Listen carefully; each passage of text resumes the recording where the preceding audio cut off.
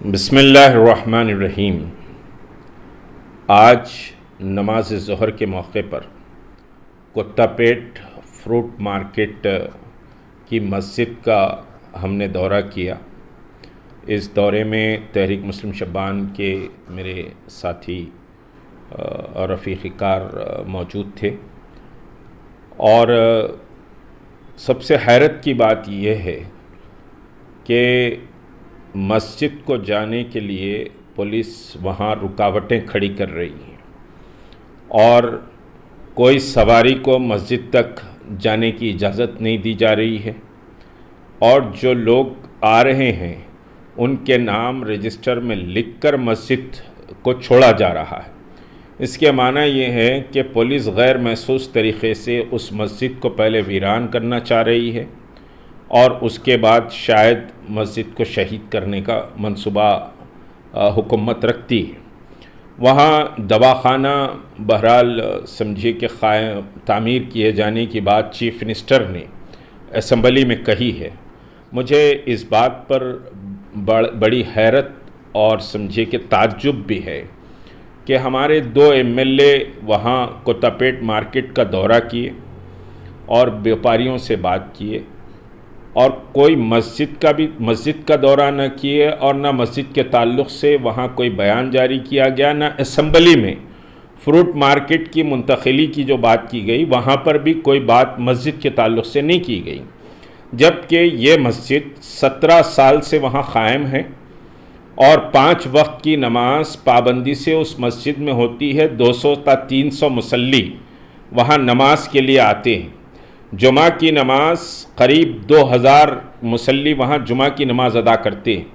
सिर्फ ये मस्जिद फ्रूट मार्केट ही के लोगों की मस्जिद समझिए नहीं है, इसमें कोई शक नहीं कि फ्रूट मार्केट की समझिए कि ज़मीन पर मार्केट कमेटी के परमिशन से 2004 26 समझिए कि रमज़ानुल मुबारक शब क़दर को इस मस्जिद का समझिए कि इनाग्रेशन हुआ था 2004 में और मार्केट कमेटी ने इसको परमिशन दिया था और ये ज़मीन बिलाशुबा इसका किराया बहरहाल समझिए कि हुकूमत को दिया जाता है। इस प्लॉट का जो 1136 स्क्वायर यार्ड पर यह मस्जिद है।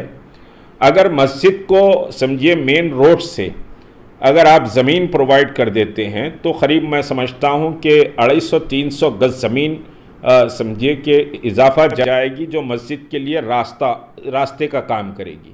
BSNL का ऑफिस जो समझिए फ्रूट मार्केट को लगा हुआ है उसी की दीवार से लगी हुई ये मस्जिद है और बड़ी मस्जिद है, आबाद मस्जिद है और फ्रूट मार्केट यहाँ से उठने से ये मस्जिद कोई वीरान नहीं होगी।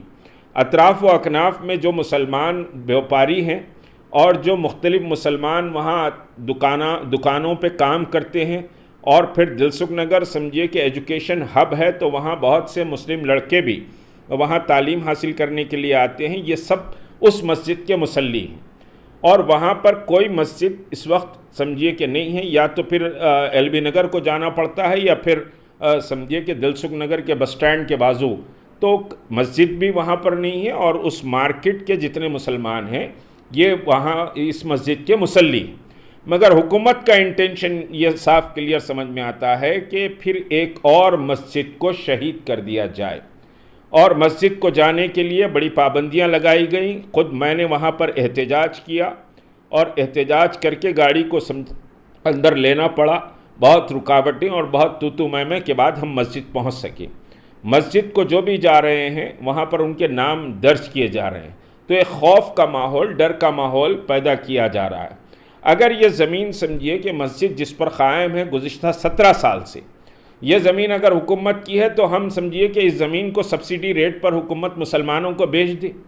मुसलमान वो ज़मीन को ख़रीद लेंगे और मस्जिद की समझिए कि साहब मस्जिद की कमेटी को ये ज़मीन बेच दे, कोई कमर्शियल एक्टिविटी के लिए नहीं, बल्कि हम वहाँ पर वो मस्जिद को समझिए हुकूमत सब्सिडी रेट पर बेच सकती है। ऐसा बहुत से जगह हुआ है।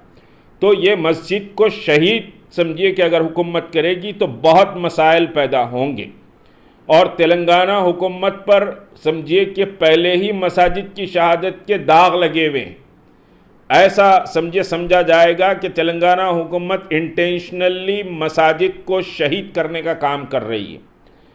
आप अगर मस्जिद की ज़मीन की कीमत लेना चाहते हैं तो समझिए कि मुसलमान तैयार हैं। हम इस सिलसिले में समझिए कि जो मुतल्लिक़ा वज़रा हैं और ख़ुद होम मिनिस्टर साहब हैं उनसे भी हम मुलाकात करेंगे। बाज़ाब्ता एक मेमोरेंडम दिया जाएगा। हुकूमत अगर सब्सिडी रेट पर ये ज़मीन समझिए कि मस्जिद कमेटी को फ़रोख्त कर देती है तो मुसलमान इसको ख़रीदने के लिए तैयार हैं और मस्जिद की तामीर हम मस्जिद समझिए कि कर लेंगे। कोई रुकावट दवाखाने के बनने में मस्जिद कोई रुकावट नहीं है। मस्जिद बिल्कुल कोने में समझिए कि दीवार से लगे हुए एरिए पर मस्जिद है। कोई प्लान में या कोई रुकावट मस्जिद की वजह से नहीं होगी। तो मस्जिद को बाकी रखा जाए और वहाँ समझिए कि मस्जिद ये आबाद मस्जिद है, 17 साल से वहाँ इबादत हो रही है और मार्केट कमेटी के परमिशन से ये मस्जिद कायम हुई है।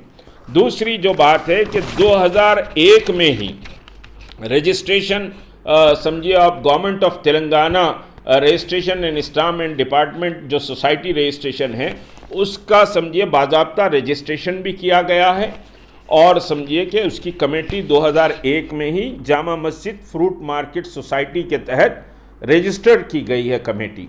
तो बाज़ाब्ता एक कमेटी है और वो कमेटी समझिए कि साहब मस्जिद की ज़मीन सब्सिडी रेट पर ख़रीदेगी।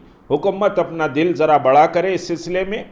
मस्जिद की शहादत हुकूमत की नेक नामी पर एक बड़ा समझिए कि सियाह दाग लगेगा। पहले इस सेक्रेटेरिएट के मसाजिद और एक खाने की मस्जिद अंबरपेट की और समझिए कि दूसरे मसाइल खम्मम की मस्जिद, ये सब हुकूमत पर पहले ही समझिए कि दाग लगे हुए हैं।